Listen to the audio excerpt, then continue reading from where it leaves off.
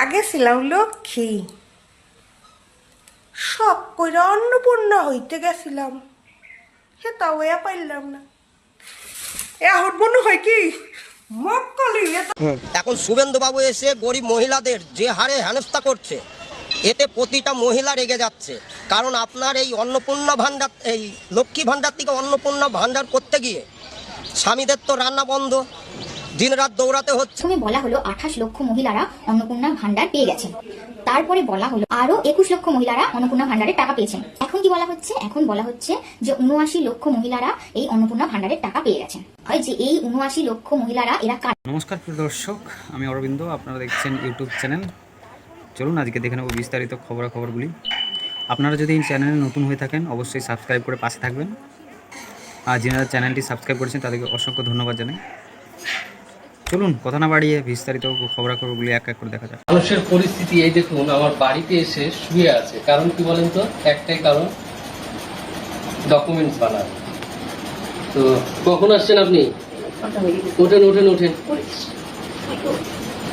সেইনার পরিস্থিতিটা কি আছে কিন্তু আপনারা শোনেন। ইনি আমার কাছে 2-3 দিন আসে, ডকুমেন্টসের সমস্যা, ভোটার লিস্টও ডিলিট হয়ে গেছে। তো বর্তমানে মানুষের যা অবস্থা, তাতে করে মানুষ ডকুমেন্টস ঠিক করবে না কাজ করবে মানুষ বুঝতে পারছে না। তো আমি মুখ্যমন্ত্রীর কাছে বিশেষ আবেদন রাখবো যে মানুষের যা পরিস্থিতি আছে, এত এই 50 বছরের যে সমস্যা, 50 বছরের সমস্যা 1 মাসে মেটাতে গেলে মানুষের খুব হ্যারাসমেন্ট হচ্ছে। জনকল্যাণ শিবিরে ঠিকঠাক কাজ হয়নি, এত ফর্ম জমা পড়েছে, বিডিওতে পঞ্চায়েতে কোথাও ঠিকঠাক স্টাফ নেই, ডেটা এন্ট্রি করার সিস্টেমের কোনো লোক নেই, ঠিকঠাক স্টাফ নেই, 2-5জন লোক, একটা বিডিও অফিসে 5-7টা স্টাফ, আর লাখ লাখ ফর্ম জমা পড়েছে। তো তারা কি করে কাজ করবে? মানুষের প্রচুর হ্যারাসমেন্ট হচ্ছে। তো আমি একটাই আবেদন রাখবো মুখ্যমন্ত্রীর কাছে যে একটু জনকল্যাণ শিবিরটা আরও করা হোক এবং মানুষকে সঠিক গাইডলাইন দেওয়া হোক, অ্যান্ড স্টাফ বাড়ানো হোক, কন্ট্রাকচুয়াল হোক, যে কোনো হোক, স্টাফ বাড়িয়ে ডাটা এন্ট্রিগুলো ঠিকঠাকভাবে করা হোক। তাহলে মানুষ একটু সুবিধা হবে। না হলে কিন্তু মানুষ প্রত্যেক দিন, আমি যখনই বাড়িতে আসি 2-4জন এরকম ফ্লোরে ঘুমিয়ে থাকে খালি কাজের জন্য। এটা তো যা সিএর বিষয় গেল। তারপরে কেউ আসে আমার কাছে যে কাস্ট সার্টিফিকেটের আবার কি সমস্যা শুরু হলো, রেশন কার্ডের কি হলো, আয়ুষ্মানের কি হলো, মানে একবারে মানুষের এমন বিধি কিস্তি অবস্থা, মানুষ কিন্তু খুব সমস্যায় আছে। মানুষের এই কষ্টটা যাতে মুখ্যমন্ত্রী দেখে একটা কোনো স্টেপ নেয়। আগে ছিলাম লক্ষ্মী, শখ কইরা অন্নপূর্ণা হইতে গেছিলাম, সেটাও পাইলাম না। এখন মনে হয় কি মক্কলি ধরা থেকে মতো বলে ঝাঁটার বাড়ি বাড়ি অন্নপূর্ণা ভান্ডার ঢুকলো না, লক্ষ্মীর ভান্ডারও ঢুকলো না। তাহলে আমি মানে ব্যাংকে গিয়ে যা জানতে পারলাম, যারা লক্ষ্মীর ভান্ডার বা ওই অন্নপূর্ণা ভান্ডার বা বেকার ভাতা যে ছেলেরা নেবে বলে বসে আছে, তাদের রীতিমতো পায়ের তলা দিয়ে মাটি সরে যাবে। যেমন ব্যাংকের ম্যানেজারের সঙ্গে আমার খুব ভালো চেনাশোনা আছে, সেই আমাকে বলল সরকার সমস্ত ব্যাংকের থেকে ডিটেলস চেয়েছে যে কোন অ্যাকাউন্টে কত টাকা পারচেজ হয়েছে বা কোন অ্যাকাউন্ট কত টাকা স্যালারি পাচ্ছে, সত্যিই কেউ বেকার বা সত্যিই তার সরকারের সাহায্য লাগবে কিনা সেই এন্ট্রি করার জন্য। মানে দেখুন, লক্ষ্মীর ভান্ডার মানে টিএমসি তৃণমূল কংগ্রেসের আমলে সবাই পাচ্ছিল। আমার অনেক অনেক বন্ধু যারা 30,000 টাকা মাসে ইনকাম করে, বন্ধু বান্ধবীরা, তারাও কিন্তু লক্ষ্মীর ভান্ডার পাচ্ছিল। কিন্তু এই যে বিজেপি যেই করছে অন্নপূর্ণা ভান্ডার না যুবসাথী না বেকার ভাতা নামে, যাই হোক, সবাই কিন্তু পাবে না। যারা সত্যি করে, যাদের প্রাপ্য, মানে যাদের সত্যি করে লাগবে, তারাই কিন্তু শুধু পাবে। মানে আপনি সবাই ফর্ম ফিল আপ করে দিতে পারি, অনলাইনে হবে। তো সেই ফর্ম ফিল আপ করে যে আপনি ভাববেন যে ফর্ম ফিল আপ করে দিয়েছি, সাবমিট করে দিয়েছি মানে টাকা আসবে, তা কিন্তু নয়। সরকার ভেরিফাই করবে। যদি দেখেন যে সত্যিকারের এই হাউসওয়াইফ, তার কোনো স্যালারি নেই, বা এই মহিলাটা কম টাকার ইনকাম করে, তখন কিন্তু তাকে 3,000 টাকা করে দেবে। ভাবুন, আপনি 20,000 টাকা ইনকাম করে ভাবছেন যে আমি এইবারে অন্নপূর্ণা ভান্ডার মানে লক্ষ্মীর ভান্ডার সেটা পাবো, সেটা কিন্তু নয়। পুরুষদের ক্ষেত্রেও সেম। যেই পুরুষ সত্যিকারের বেকার বা যে মাসে 12,000 টাকা ইনকাম করে, তাকে হয়তো 3,000 টাকা দিয়ে, 12,000 টাকার সঙ্গে 3,000 টাকা দিয়ে 15,000 টাকা তার স্যালারি হতে পারে, মানে 3,000 টাকা সে পাবে। যে ভাবুন 20,000 টাকা ইনকাম করেছে, সে যদি বসে ভেবে থাকে যে আমি 3,000 টাকা করে সরকারের থেকে পাবো, সেটা কিন্তু নয়। কারণ অনেকেই আমি দেখছি, আমার অনেক বন্ধু বসে আছে সেই 3,000 টাকা করে পাওয়ার আশায়, যেই টাকা দিয়ে সে মোবাইল কিনবে বা বাইক কিনে ইএমআই ভরবে, তাদের স্বপ্ন কিন্তু জলে যেতে চলেছে। শুধু যারা মানে প্রাপ্য, যাদের সত্যি করে এই 3,000 টাকা করে দরকার আছে, সরকার কিন্তু শুধু তাদেরকেই দেবে। মানে ফর্ম ফিল আপ করে আপনাকে ওয়েট করতে হবে যে আপনি পাচ্ছেন কিনা। যদি আপনার স্যালারি 25,000 টাকা হয় বা 20,000 টাকা হয়, সেক্ষেত্রে কিন্তু আপনি পাবেন না। কারণ ব্যাংকে গিয়ে ম্যানেজারের থেকে যা জানতে পারলাম সেটাই আপনাদেরকে জানাচ্ছি। কারণ আমি হয়তো একবার দুবার ভেবেছিলাম যে 3,000 টাকার ব্যাপার, হয়তো ফিল আপ করবো। আমি কেন, অনেকেই ভেবে রেখেছিল। করতাম কি করতাম না সেটা পরের কথা, কিন্তু একটা জিনিস ভালো লাগলো, সত্যি যাদের প্রাপ্য মানে যাদের দরকার আছে শুধু তারাই কিন্তু এই প্রকল্প সাহায্য পাবে, সবাই কিন্তু পাবে না। যারা ভেবে বসে আছে যে এই 3,000 টাকা পেয়ে ইএমআই ভরবে, ভালো কিছু কিনবে, তাদের কিন্তু স্বপ্ন সমস্ত জল ঢেলে দিতে চলেছে।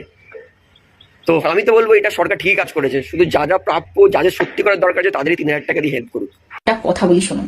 প্রথমে বলা হলো 28 লক্ষ মহিলারা অন্নপূর্ণা ভান্ডার পেয়ে গেছেন।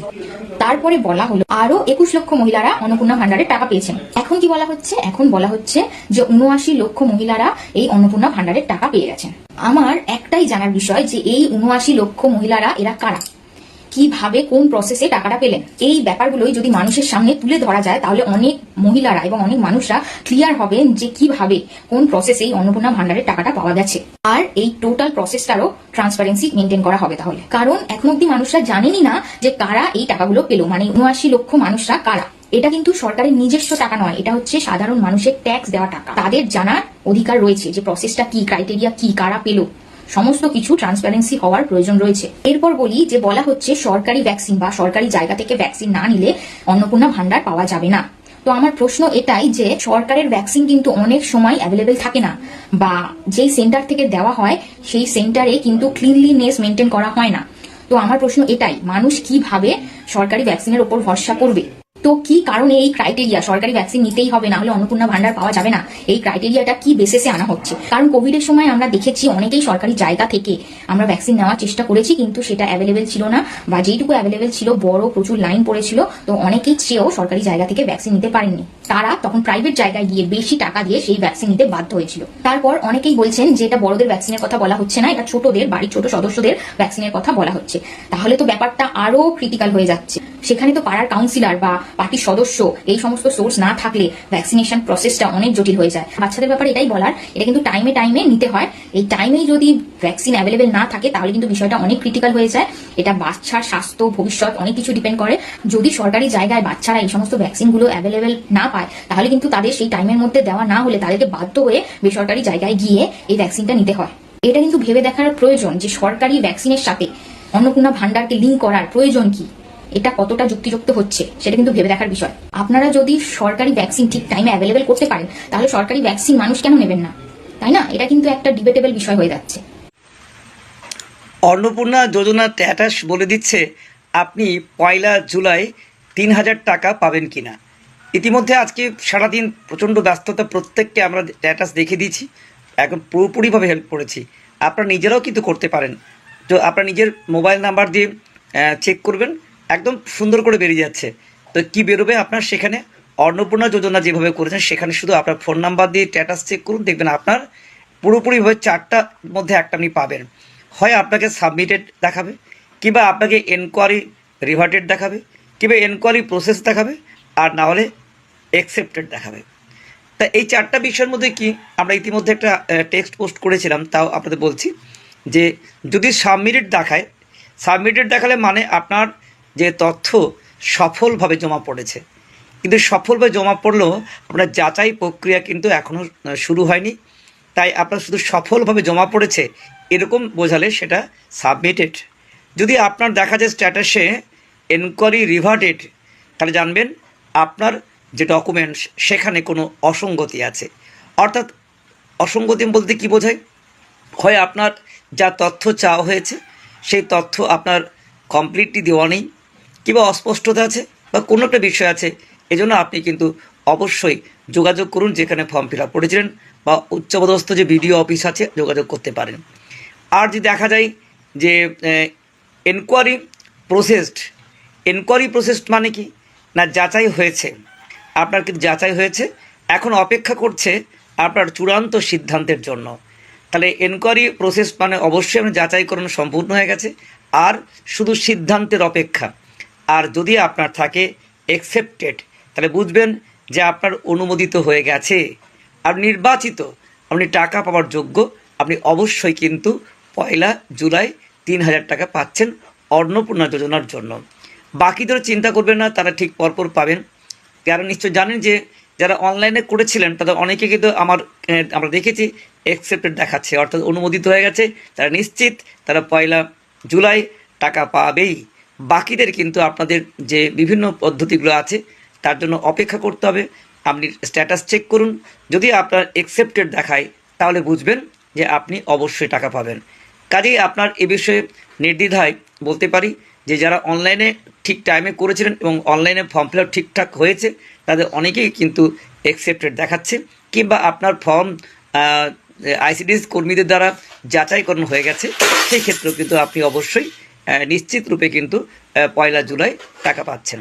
তো এই 4টা প্রসেস আপনার জানতে হচ্ছে: submitted, enquiry reverted, enquiry processed এবং অ্যাকসেপ্টেড। যদি অ্যাকসেপ্টেড থাকে তাহলে অবশ্যই কিন্তু আপনি টাকা পাবেন। অন্নপূর্ণা যোজনার আর্থিক সুবিধা কারা পাবেন? এখন আমি দেখছিলাম যে কয়েকজন কমেন্ট সেকশনে লিখছেন যে ভেরিফিকেশন স্টেজে এসে যারা আর কি অফিসে বসে রয়েছেন, এমনকি যারা বাড়ি বাড়ি যাচ্ছেন, তাদের মধ্যে এরকম একটা প্রবণতা লক্ষ্য করা যাচ্ছে যে কিছু ব্যক্তির ফর্ম আলাদা করে দেওয়া আর কিছু ব্যক্তির ফর্ম ভেরিফাই করা। এখন এগুলো কিন্তু হওয়ার কথা নয়, মানে অন্তত কিছু ব্যক্তিকে অগ্রাধিকার দেওয়া আর কিছু জনকে অগ্রাধিকার দেওয়া কথা, এগুলো কিন্তু কোথাও বলা হচ্ছে না। পরিবর্তনের রাজ্যের মুখ্যমন্ত্রী পর্যন্ত দেখবেন কোথাও বলছেন না যে সিপিএম, তৃণমূল, বিজেপি দেখে বা কোনো বিশেষ ব্যক্তিকে বিশেষভাবে অগ্রাধিকার দেওয়া হবে, এরকম কথা কোথাও বলা হচ্ছে না। এবং আমি অন্তত ব্যক্তিগতভাবে মনে করি যে একেবারেই এগুলো মন গড়া কথা। এবং আপনারা যদি স্পষ্টতই যদি আমাদের রাজ্যের অর্থমন্ত্রীর কথা শোনেন, অর্থমন্ত্রী স্বপন দাশগুপ্ত পরিষ্কার বলছেন যে রাজ্যের হাতে অর্থ সীমিত এবং সেই অর্থের উপযুক্ত ব্যবহার আমরা করব। এবং সেই কারণে যারা একেবারে প্রপার বেনিফিশিয়ারি, মানে যারা উপযুক্ত বেনিফিশিয়ারি, যাদের হাতে টাকাটা পৌঁছানো প্রয়োজন, তাদের কাছেই কিন্তু এই অন্নপূর্ণা ভাণ্ডারের বা অন্নপূর্ণা যোজনার কিন্তু সুবিধাটা পৌঁছে যাবে। এবং এই জন্য প্রায় 36,000 কোটি টাকা কিন্তু রাজ্য বাজেটে কিন্তু অ্যালট করা হয়েছে এই অন্নপূর্ণা যোজনার জন্য। আপনারা প্রশ্ন করতে পারেন যে প্রয়োজন তো সবার, কিন্তু আমি প্রশ্ন করব সবাই কি জেনুইন বেনিফিশিয়ারি? আমি আমার নিজের 3টে অভিজ্ঞতা আপনাদের সঙ্গে আজকে ভাগ করে নিচ্ছি। একজন ভদ্রমহিলা এসেছিলেন, বয়স তার মোটামুটি 50 কি 52 কাছাকাছি, এবং তিনি তার হাজবেন্ডকে সঙ্গে নিয়ে এসেছিলেন এবং তাদের একজন ছেলে রয়েছে এবং ছেলে কাজ করেন কিন্তু মা বাবাকে দেখেন না। এবং সেই মা বাবা যারা আর কি এসেছিলেন এবং অবশ্যই মা অ্যাপ্লিকেন্ট ছিলেন, তিনি বলছেন যে কার্যত তিনি সরকারের মুখাপেক্ষী এই সামান্যতম অর্থের জন্য, কারণ খুব অসহায়তার সঙ্গে তারা জীবন ধারণ করছেন। এখন আপনারাই বলুন, ইনি কি যোগ্য বেনিফিশিয়ারি নয়? দ্বিতীয় আপনাদের উদাহরণটা দিচ্ছি, একজন সিঙ্গেল মাদারের কথা বলছি। যে অ্যাপ্লিকেন্টের কথা বলছি তিনি প্রায় আমার সমবয়সী এবং তার একটি মেয়ে রয়েছে এবং তার হাজবেন্ড হঠাৎ করেই, তিনি সংবাদপত্রে কোনো একটি দপ্তরে তিনি কাজ করতেন এবং তিনি মারা যাওয়ার পর একটা খুবই সামান্য অঙ্কে, লেস দ্যান 1000 শুনেছিলাম যে অ্যামাউন্ট আর কি পেনশন হিসেবে তার মেয়ের অ্যাকাউন্টে আসে। এখন কোনো রকমের ভাড়া বাড়িতে দিন যাপন করা ওই সিঙ্গেল মাদারের অবস্থাটা আপনারা বুঝতেই পাচ্ছেন। ফলে অন্নপূর্ণা যোজনার আর্থিক সুবিধাটা তার কাছে কতটা প্রয়োজনীয় আপনারা আশা করি বুঝতে পারছেন। আরেকটা আপনাদের কেস বলছি, এটা একটু অন্যরকম। সেটা হয়েছে যে, এবং অবশ্যই অন্নপূর্ণা যোজনার এই পুরো পরিধির বাইরে একেবারে, যে আমি লক্ষ্য করেছিলাম যে একটা পরিবার, আমি কারোর নাম নিচ্ছি না, যে তাদের প্রাইভেট হেলথ ইন্স্যুরেন্স থাকা সত্ত্বেও তারা কিন্তু স্বাস্থ্যসাথীর সুবিধা বছরের পর বছর তারা নিয়ে এসেছে। এখন আপনারাই বলুন, তেলের মাথায় তেল দেওয়াটা কি আদৌ সাজে? এই 3টে যে উদাহরণ আপনাদের দিলাম, এটার মাধ্যমেই যে আর্থিক প্রয়োজনীয়তার পুরো বিষয়টাকে একেবারে মানদণ্ড হিসেবে দাঁড় করিয়ে দেওয়া যায়, একদমই তা নয়। এবং আপনারা লক্ষ্য করবেন যে ফর্মে আপনারা প্যানের ডিটেলস দিয়েছেন, ঘর বাড়ির ডিটেলস দিয়েছেন, পেশাগত ডিটেলস দিয়েছেন। এগুলোকে সামনে রেখে যারা আর কি ভেরিফিকেশন করছেন বা করবেন, তারা যদি আপনার আর্থিক যোগ্যতাটা বা আর্থিক প্রয়োজনীয়তাটাকে গুরুত্ব দিয়ে দেখেন, তাহলে তাতে তো সমস্যার কিছু নেই। এমনকি অর্থমন্ত্রী নিজে বলছেন যে পূর্ববর্তী সরকারের সময় লক্ষ্মী ভাণ্ডার যে স্কিমটা, এটা একটা ইউনিভার্সাল স্কিম হয়ে দাঁড়িয়েছিল। মানে দেখা যাচ্ছে কোটিপতির বাড়ির যদি কোনো মহিলা সদস্যও থাকেন, তিনিও কিন্তু অটোমেটিক্যালি দেখা যাচ্ছে এর সুবিধা পেয়ে আসছেন। কিন্তু এই বর্তমান সরকারের সময় কিন্তু আর্থিক প্রয়োজনীয়তা, অর্থাৎ আর্থিক ক্রয় ক্ষমতা বা প্রয়োজনীয়তার জায়গাটাকে সবচেয়ে বেশি গুরুত্ব দিয়ে দেখা হবে।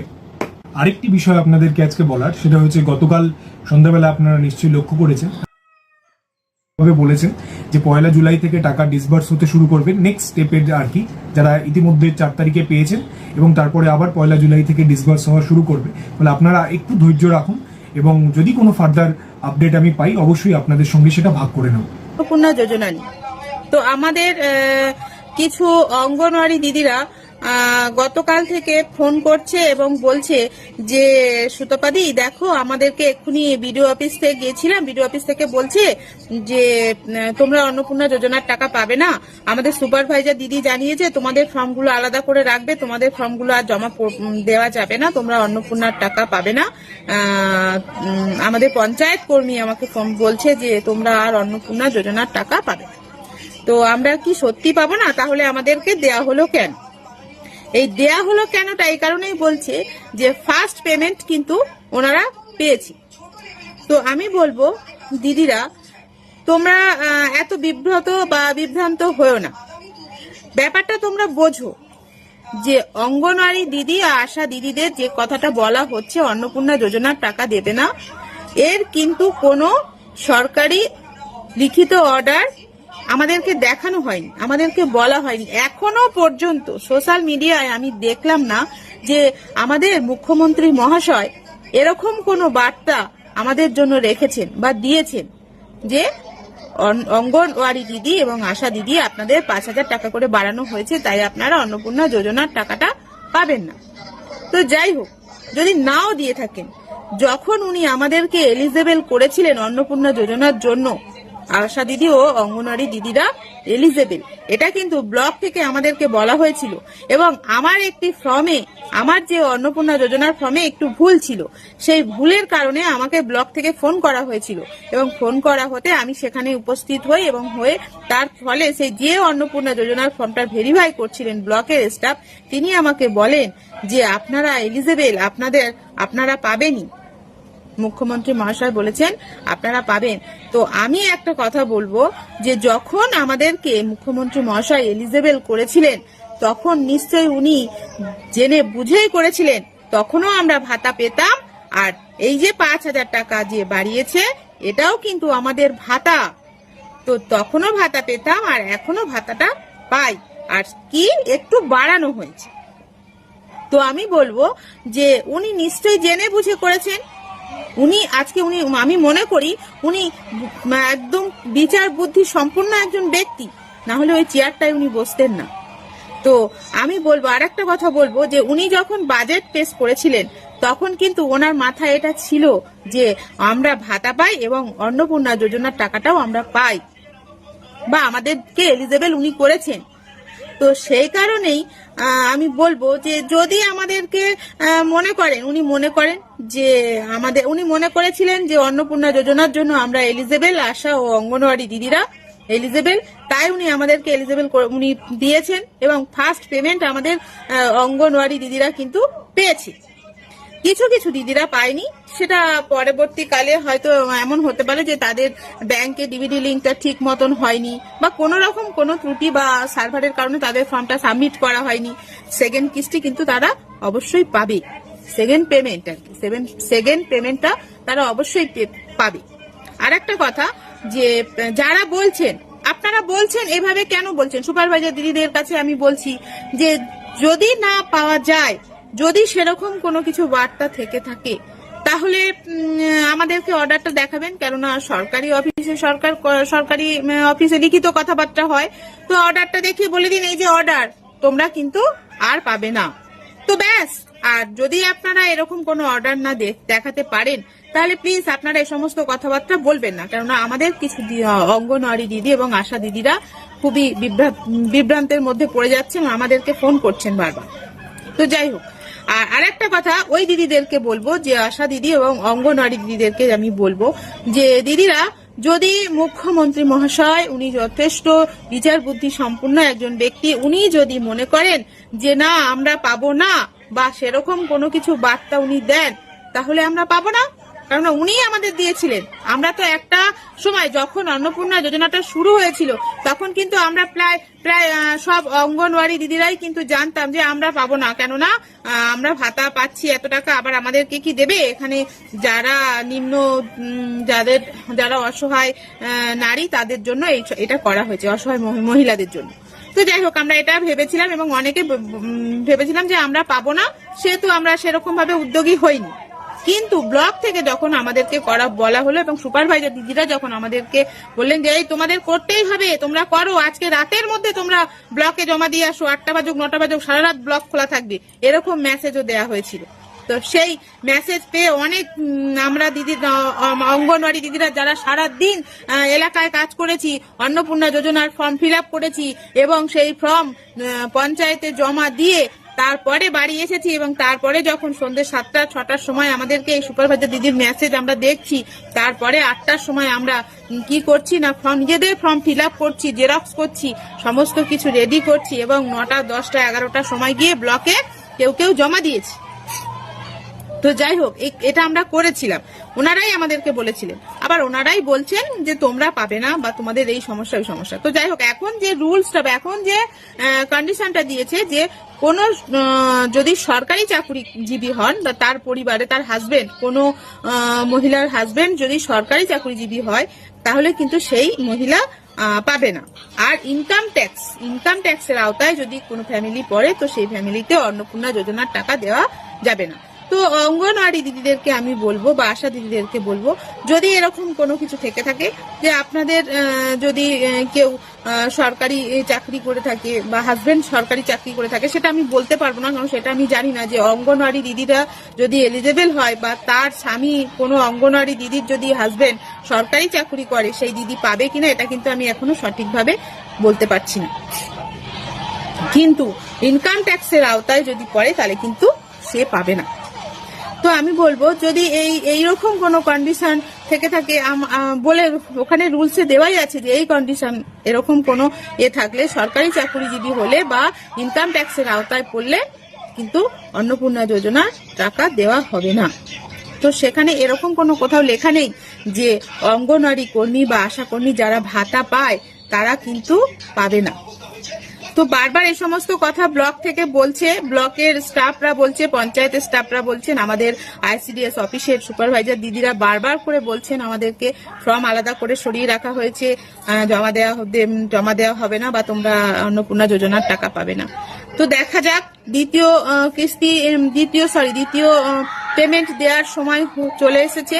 এবার দ্বিতীয় পেমেন্ট হয়তো 1 তারিখ কি 2 তারিখ কি 3 তারিখের মধ্যেই ঢুকবে, তখনই তোমরা বুঝতে পারবে। বা আমি চাই যে আমাদের মুখ্যমন্ত্রী মহাশয় এরকম কোনো কিছু যদি ওনার বার্তা থেকে থাকেন তাহলে সংবাদ মাধ্যমের দ্বারা বা সংবাদ প্রেসের মাধ্যমে আমাদের কাছে এই বার্তাটা এসে পৌঁছাক, আমরা বুঝতে পারবো তাহলে যে আমরা পাবো না, তাহলে আমরাও একটু নিশ্চিন্ত হব বা আমাদের মনে যে দ্বিধা দ্বন্দ্ব আছে সেটাও কাটিয়ে উঠবে।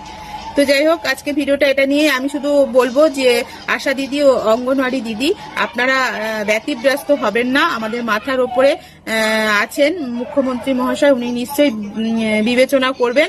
আর আমি আশা রাখি ওনার উপরে অনেকটাই আশা করি, কেননা আজ পর্যন্ত কোনো সরকার এসে আমাদের জন্য এতটা ভাবেনি। উনি এসেছেন, ওনার সরকার এসেছে দেড় মাস হয়েছে, 1.5 মাস। তো তার মধ্যে উনি আমাদের জন্য এতটা যখন ভেবেছেন, ওনার উপরে একটু ভরসা রাখা দরকার, ভরসা রাখো। এখন শুভেন্দুবাবু এসে গরিব মহিলাদের যে হারে হেনস্থা করছে, এতে প্রতিটা মহিলা রেগে যাচ্ছে। কারণ আপনার এই অন্নপূর্ণা ভান্ডার, এই লক্ষ্মী ভান্ডার থেকে অন্নপূর্ণা ভান্ডার করতে গিয়ে স্বামীদের তো রান্না বন্ধ, দিনরাত দৌড়াতে হচ্ছে, একটা অফিসার 50টার বেশি করছে না, সেই মহিলা 1 মাস ধরে সেখানে ঘোরাঘুরি করছে। এই তুমি অন্নপূর্ণা ফর্ম ফিল আপ করেছিলে? হ্যাঁ করেছি। বলছি, তোমার কি এখানে দোকান ছিল? হ্যাঁ, দোকান ছিল। কত বছর ধরে দোকানদারি করছো এখানে? আমি এখানে 26 বছর ধরে। 26 বছর ধরে দোকানদারি করছো। হাইকোর্ট থেকে একটা নোটিশ জারি করেছে জানো? কোর্টের রায়টা জজ না দিচ্ছে যে দোকান ভেঙো না, এই ডেট অফ দি এর পরবর্তীতে একটা নোটিশ জারি হবে আবার। তোমরা কি সেই দিনটার জন্য ওয়েট করতে পারলে না? এই ওয়েটটার টাইমই তো দিচ্ছে না। আপনার এখানে স্টেশন মাস্টার প্রতিটা দিন স্টেশন মাস্টার মাইকে অ্যানাউন্স করছে আপনার প্ল্যাটফর্ম থেকে আশেপাশে যেসব দোকান আছে ভাঙতে হবে। আচ্ছা, এই যে বাড়িগুলো ভেঙে যাচ্ছে, এই যে বাড়িগুলো ভেঙে নিয়ে যাচ্ছে, এর জন্য কোনো নোটিশ বা কিছু দেয়নি, কিন্তু এইখানে একটা এমন চাপ দিচ্ছে আপনার ওই কেবিন থেকে আচ্ছা প্রতিদিন যে প্রচার করছে, একটা মানুষের তো ভয় আছে। আবার এখানে শোনা যাচ্ছে একটা দোকান ভাঙলে 12,000 14,000 নেবে। আচ্ছা সেই লোকটি দেবে কোথার থেকে? আচ্ছা। এর জন্য এরা দোকানটা ভেঙে নিচ্ছে। তুমি ভোট দিয়েছিলে এবার? আমি অবশ্যই ভোট দিয়েছি, আমি ভারতবর্ষের নাগরিক। আচ্ছা ভোট না দিলে এত বড় কথা আমি বলতে পারি না। সে তো বটেই। তোমার বাড়িতে কোনো ভাতা পাও তুমি? আমাদের বাড়িতে ভাতা তো দূরের কথা, 15 বছরের মধ্যে তৃণমূলের কোনো জল পর্যন্ত আমরা খাইনি। আচ্ছা আমরা বিজেপি করি, আমাদের দেয়ও না।